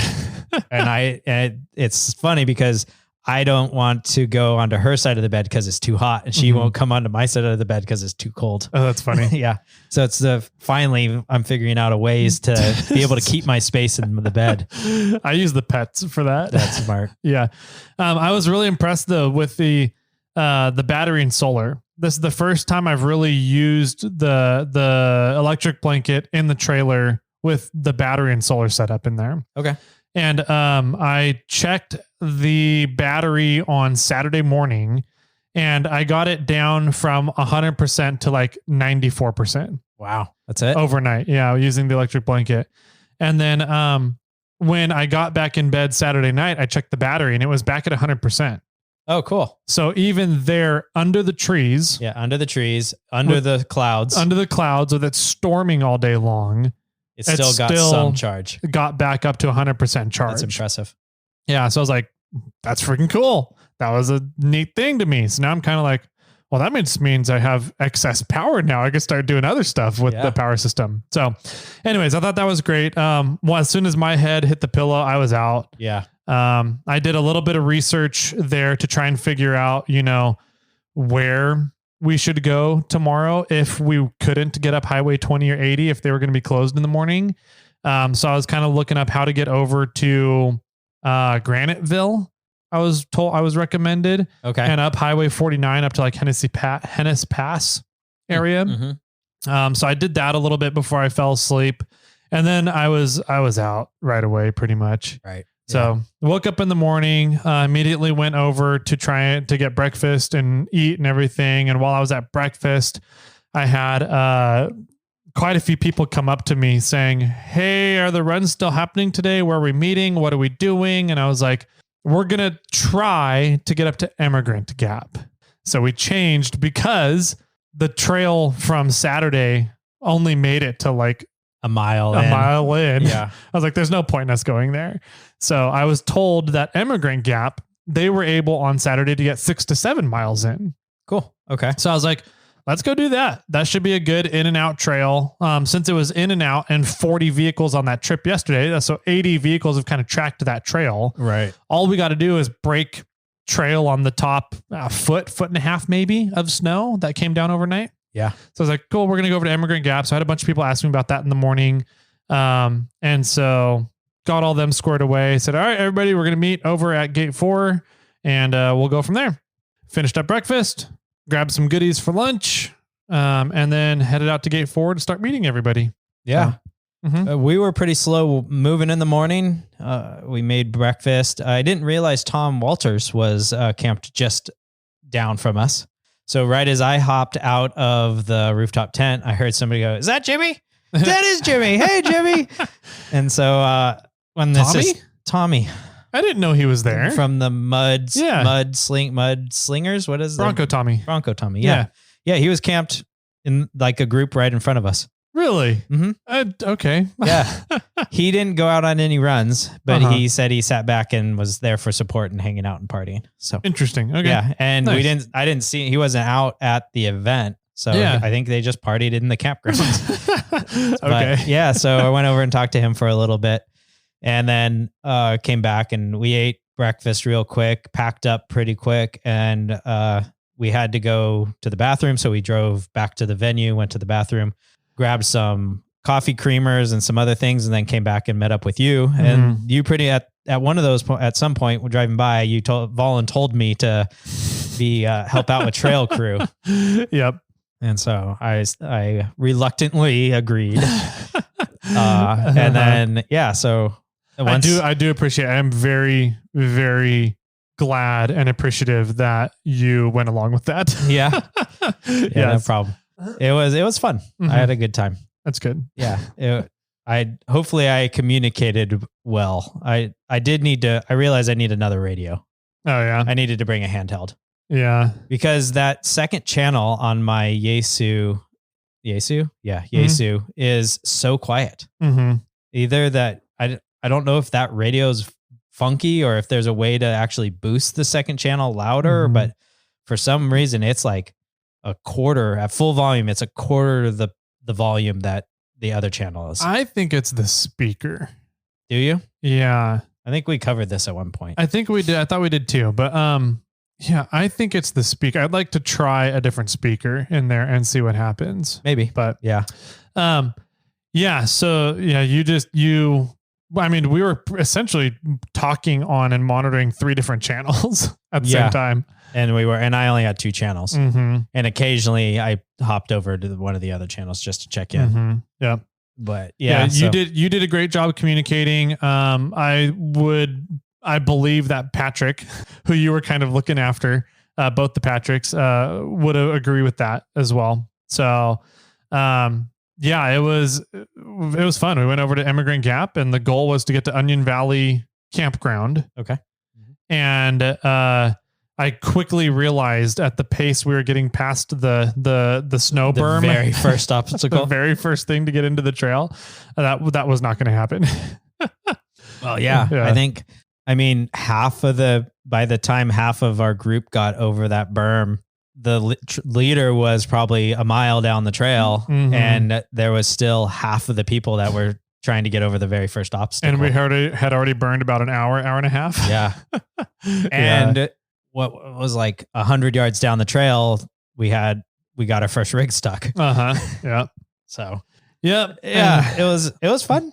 I had a good time. One of my favorite things about snow wheeling is problem solving the recoveries.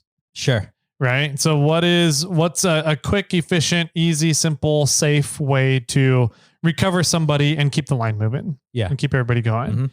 And so that's kind of the name of the game when you're running trail crew. Yeah. For for Winter Fun Fest event.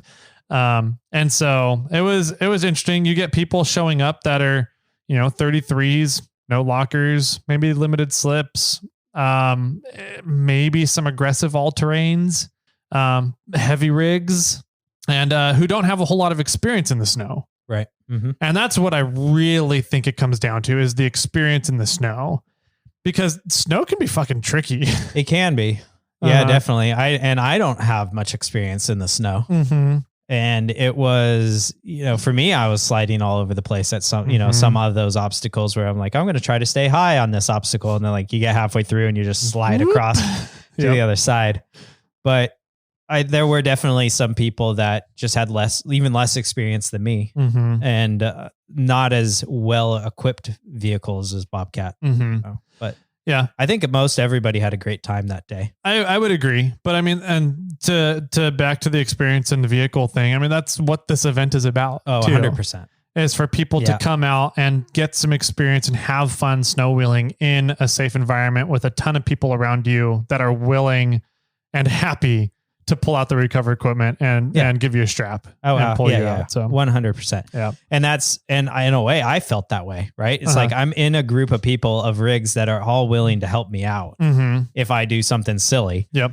And this is the perfect opportunity to some extent to do it. Yeah. Because there's people around to help you no matter what you're in. You're not going to be out alone and have to worry about your survival. Yeah. It's just a fun time. So yeah, I mean, I think, you did a great talk speech at the beginning of the trail, telling people that to go out and have fun. And if you have too much fun, that the fun police are going to come out and stop you because you're slowing down the group too much. Yep. And I think I wanted to have a little bit more fun, but we were so spread out, and we were, there was people that needed help in recovery that I didn't feel like I wanted to go off and have a little bit of fun and then cause the rest of the group to stop again. Yeah. We were stopping a lot on that trail. It was a lot of stopping times. Yeah. And, the group was good at keeping eyes on the people behind you. Mm-hmm. And the problem was that every once in a while somebody would get stuck or stopped, and then it took a while to get everybody moving again, Yep. And so that was sort of the bummer part to it. But yeah, Patrick, I was following this guy, or I was leading this guy, Patrick. He was in a Lexus 570, I think, an LX 570, a 200 series Land Cruiser kind of style. Mm-hmm. I'm not sure if he had lockers or not. I think he did. I think he was triple locked.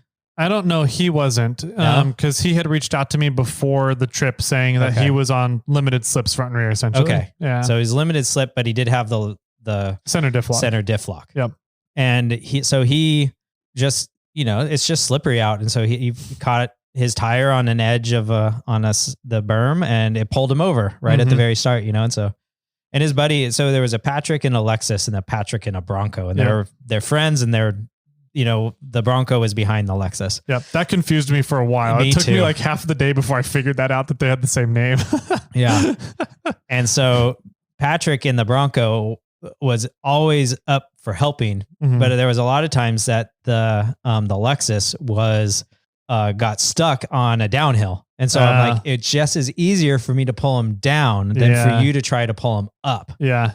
And so eventually we just fell into this rhythm, like kind of, I don't think maybe the Bronco pulled once, but most of the time they're always on a downhill or just sort of an interesting situation. There was one time when it was just an off camber, slid him towards the side of this hill. And it was, like, I just have better traction. Like, let me try and pull this guy out of here. But I don't know. I think I used the strap 5 or 6 times on him. Okay. Maybe 5. There's a video that he shot. The son shot this video. Okay. And I asked him, I was like, this is a hilarious video. Can I share this video? And he said, thanks for asking. My son's actually really shy about his voice and doesn't want it to go out to the public. And I was like, understood. And I appreciate you it. Just mute the audio on it then? No, well, then there's no point of it. The funny aspect is his son. Okay. And it was, I just finished pulling Patrick out, the Lexus out of a hill, and the son's filming me and going, yeah, Jimmy, you're the man, Jimmy. Woo, Jimmy, thanks for saving us. That's awesome. It was just so, I played it for the assistant. I'll play it for you. He said I can show it to friends, but don't put it out publicly. And it was hilarious. And I was like, oh my God, I have to share this. But yeah, it was funny. That's pretty good. Yeah. And so Patrick shared a bunch of photos with me. I shared some photos that I took of his rig and some videos and stuff. But yeah, I thought it was fun. We got 3.5 miles in, I think is about where we turned around. Okay. I think we were at about 2.5 to 3 miles, right around that point. Yeah. Is where I turned around. I was at the back of the line. Yeah. So. You were at near the back of the line. Yeah. I think I started looking for your turnaround spot too late. Oh yeah. Because I was like, when we were driving out, I was like, I don't think I saw where Tyler turned around. Like I couldn't figure it out. But I think the only kind of thing of note is that my starter and battery failed again. Yeah. Out on the trail. Yeah. And another thing I didn't tell you earlier is on Saturday when we came home, the assistant and I went out to dinner and it failed then too. And I put a jump box on it and it started right back up. And so when we were out, I was like, okay, it's not going to be that big of an issue. If I have a jump box, I'll just jump it again. And so I drove out on the trail, starting and stopping, driving out there. I sat for lunch and went to start my truck and it didn't start. Interesting. Yeah. Very bizarre. And so I hooked a jump box up to it, didn't start, had the assistant hop out and hit the starter. It still didn't start. I pulled around and we put jumper cables on it and let it sit there for a little bit.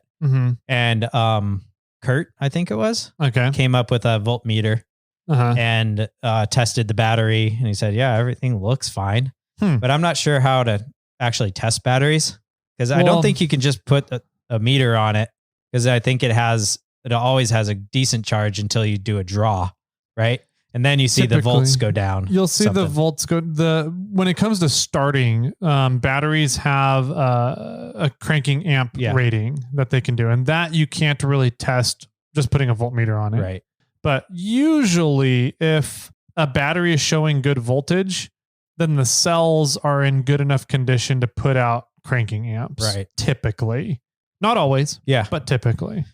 So, I mean, let's see. So at Metal Cloak's event, which was in September, October. Yeah. The Prairie City, the skills day. Yeah. I really haven't driven the rig since then. And that's when we put in the brand new starter. It might be a remanufactured starter. I don't know. I bought it in Moab when we were having problems with Moab. Yeah.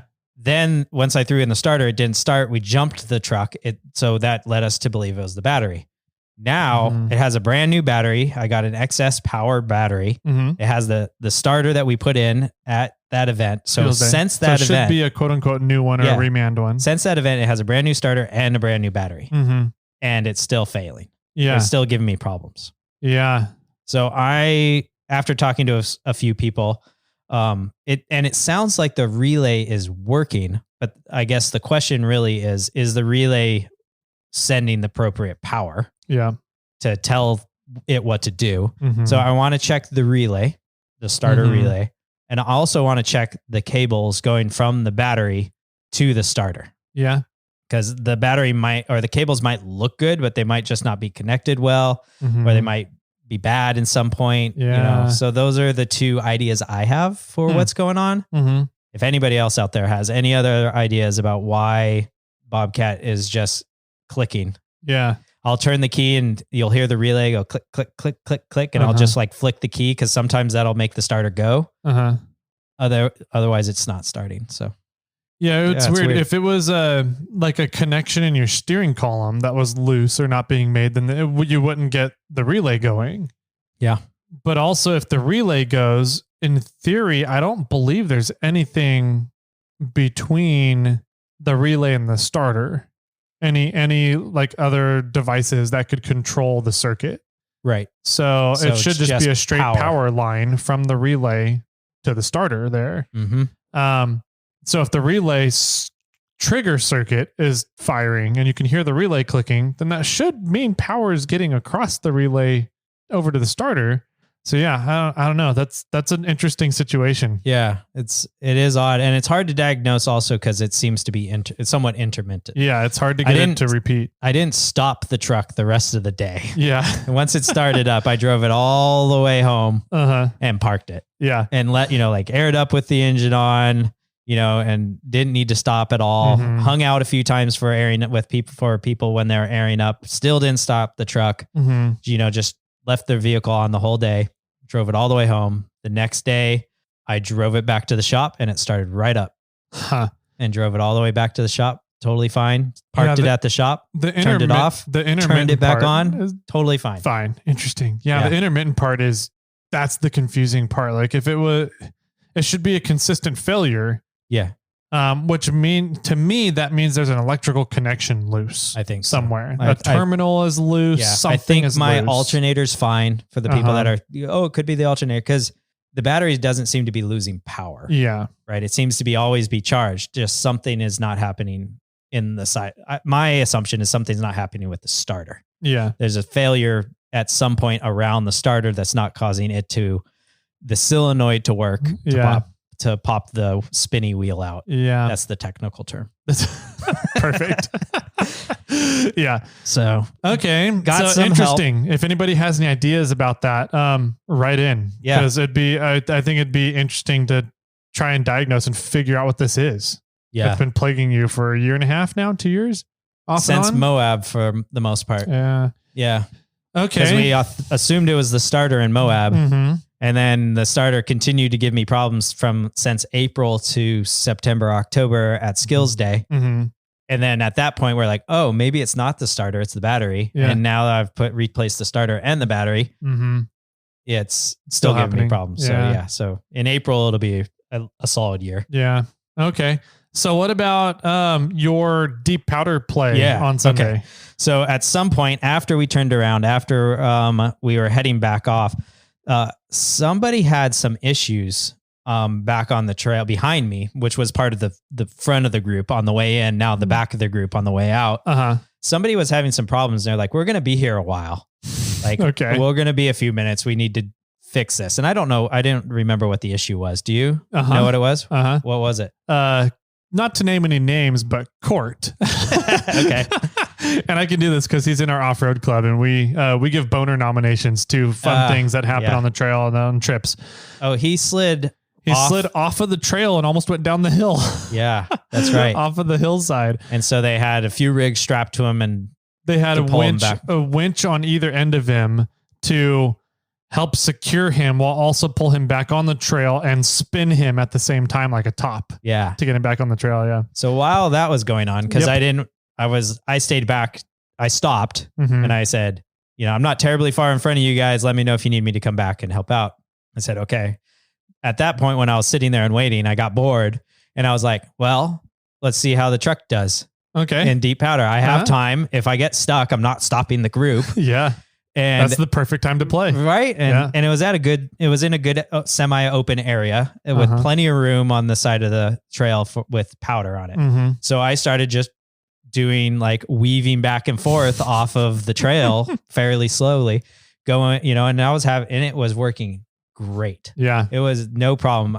Eventually I got really far off the trail and the truck started to bog. And I said, I can't kill it. Okay, I don't want to be that guy, I know my truck's sort of not working well and I'm out playing around and goofing around. Yeah. And then I killed it. And now I need somebody to jump me or possibly help pull me back off the trail. Yeah. And so I stopped playing. Okay. And, when it started to bog down, I was a few feet off the trail in deep powder.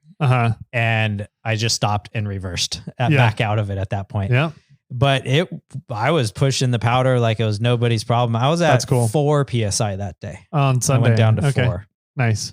And it was working great. That's cool. Was going through the powder like nobody's business. That's cool. Yeah. And it's fun. 3, 4, 5 feet. I think when I started bogging down, it was like 4 to 5 feet of powder. Yeah. But I did a few times when I was just one wheel still on the track and one wheel off powder as we were driving in, and it had no problems. Yeah. I did that a few times on Sunday, but it got to the point where we were in such deep ruts that when I went with one tire off on the powder on the side, I stayed high enough in the powder that I was like, I'm really off camber. Right. You had to drive in the middle of the ruts to get yourself up, even though the other side is higher. Yeah. And then if you slide off one side or the other, you're really off camber. But all in all, they worked great. I was shocked. I was like, I'm going to drive in, nose into this, and it stopped. Yep. Immediately. It's going to be too deep. And I'm not going to be able to do it. And you said on one of the previous podcasts that when you aired down, you rode higher. And I really felt like I got onto this deep powder and I stayed high. Yeah. Isn't that cool? Up. How the flotation works once you start getting that nice wide footprint. Yeah. I mean, you're compacting the snow still underneath you, but it was enough. The footprint of the tire was enough to keep me up and somewhat out of the powder. But it still was deep enough that I was making snow berms and pushing them out. To some extent, I felt bad for Patrick to have to drive through the mess that I just made on the trail. But I think he had a good time with it. Yeah. I will say that was probably the most participants we've had on a trail for the Snowcat run that I've been doing it at least. And Tom agreed since he's been doing it. He's been doing that run for 15 years. Wow. And it was an awesome weather day. It wasn't windy, but there was a ton of snow coming down, which was so cool to be in. Yeah. I have some fantastic photos that I'm looking forward to sharing. Yeah. Did you make it to the spot? I don't know if you noticed it, if you did get there, but there was one spot when you're driving in, this huge like pine tree was leaning over the trail, and it was like 50 feet ahead above you. Oh no, I don't think I noticed. And I was like, when we drove in, I noticed it. And when we were driving out, I was like, the assistant was like, whoa, look at that tree. And I was like, yeah, I saw that on the way in. I'm curious. Like, I didn't look on the way in to see if it was fallen and it was just hanging out there, or if it's still like alive. And the whole tree was alive. It was still in the ground, still fine. It was just super bent over. And Patrick snapped a photo of Bobcat underneath that tree. Oh, that's cool. It looks really cool. Yeah, that's cool. Yeah, I never noticed that one. But PSA to everybody out there. So I had an incident happen that not many people know about. Oh yeah. Is it when the sheriff or the highway patrol showed up? No, it was way before that. Okay. But that's a fun incident too. No, I told one person, he goes, "Oh, you pulled a Jeremy Renner." I had to think about it for a second. I was you ran over yourself? Almost. So I stopped, and this is definitely something that I'm going to bring out. I'm an idiot for doing it, but I want everybody to remember it. So remember my mistake so you guys don't make the mistake. All right.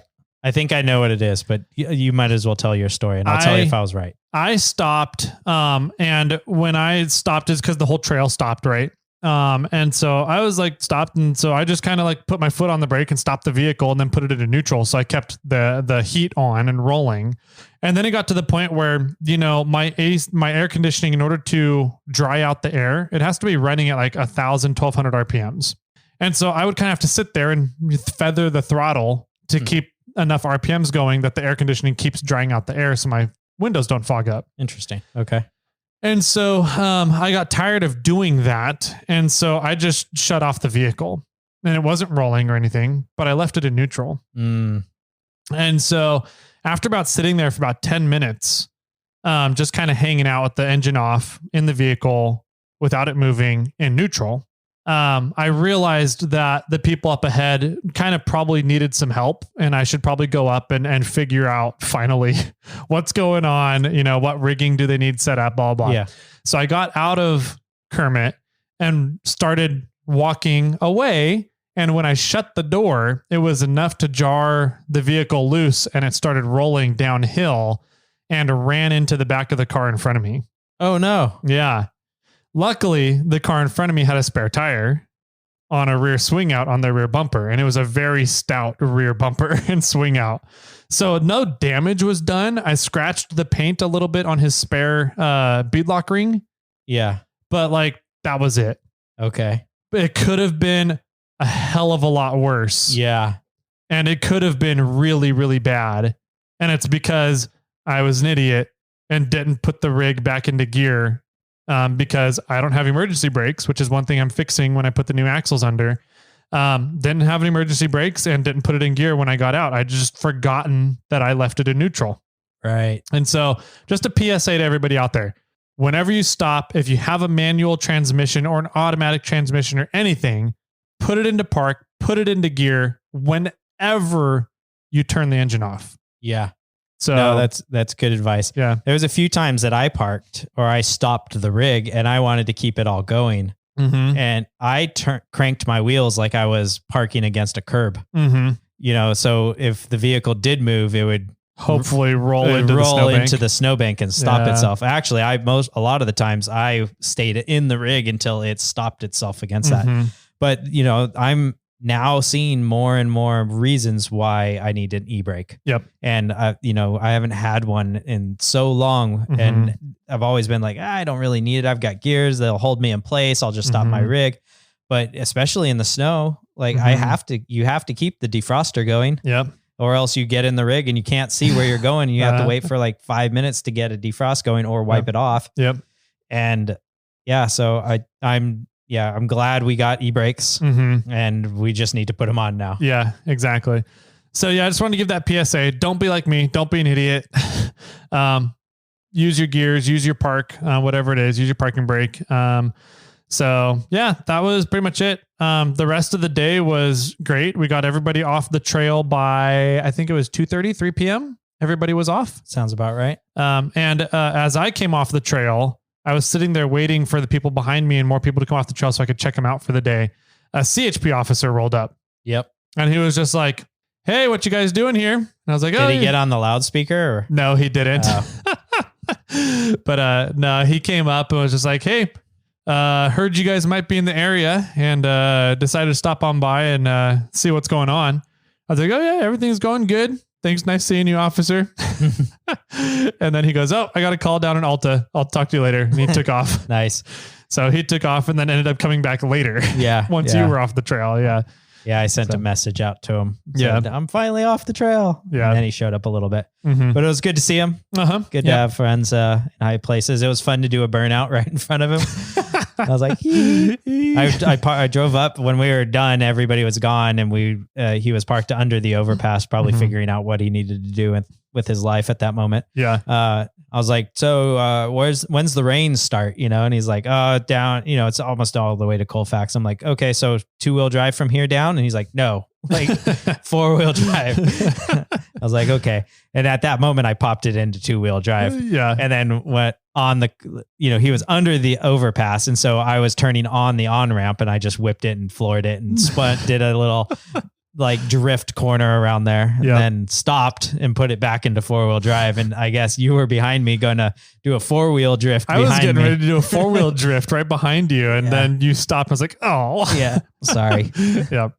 So anyways, that was fun playing with Mr. Officer there. Yep. So, and then after that you went on home. I went down 80 and then took 174 back up to the fairgrounds so I can pick up the trailer and pick up the Morphlate event stuff, and no issues, got everything loaded into the trailer and headed on back home. Yeah. So got home safe and sound. Mm-hmm. And into a warm house, which was nice. Yep. And it was good. Yeah. It was a fun time. It was a fun event. Really, really fun weekend. I thoroughly enjoyed every minute of the weekend. So. Yeah. Mm-hmm. Cool, man. If anybody else was out at Winter Fun, I know that we had some listeners on the Sunday run, which was a lot of fun to kind of meet them and meet people that I only see out at Cal 4 events. That was fun meeting everybody too. But yeah, it's a lot of fun meeting people that you only know their Instagram handle. Yeah. Right. Like Brushfire. Exactly. Exactly. Yep. He came up and introduced himself and said who he was, and said he might be the only person that actually appreciates the ham radio talk. That's true. Yeah. And we fell into a fun conversation and then talked at the end and in the middle of the trail a few times, but it's fun to meet people in person and not just online. Yep. I agree 100%. So, good event. Great time. We both had a blast. If anybody else was out at the event and had some feedback or we missed you or something, call in, let us know kind of a little bit of what your experience was, or get in contact with us on the Grams. You guys know where that is. If you want to share some videos from it, I know that the Winter Fun Fest has a group on Facebook. Oh, okay. That a lot of pictures and videos are showing up as cool. We speak right now. So it's fun to kind of look back through there and see just how many people are out having fun in the middle of ridiculous storms in the Sierras, and how everybody was safe and it's totally okay to do so. Yeah.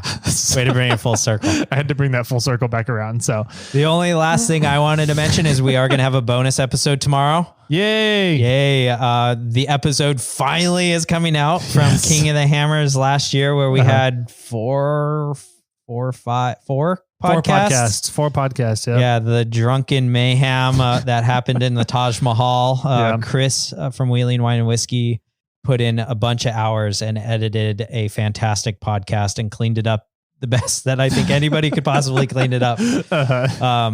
So get ready for that and get ready for it tomorw. Yeah. I still haven't listened to it. I'm waiting for it to go live before I fully listen to it. I've listened to about half of it, and we'll have a PSA before it runs tomorrow. Perfect. Well, cool, man. Any final words for everybody out there? Enjoy the wet, powdery love of snow.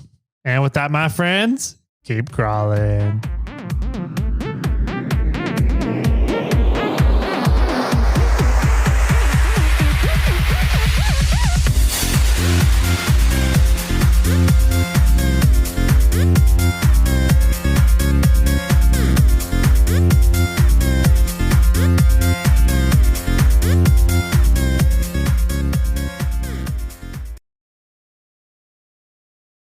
I got one for you. Ready, bro. What do you call a chubby psychic? I don't know. A 4-chin teller. That's for a sidekick? Psychic. Sorry. Oh, psychic. Okay, that makes more sense. I thought I said psychic. Maybe you did, and I heard sidekick. I was like, I don't know. No. Okay. Yeah, that makes sense. Okay.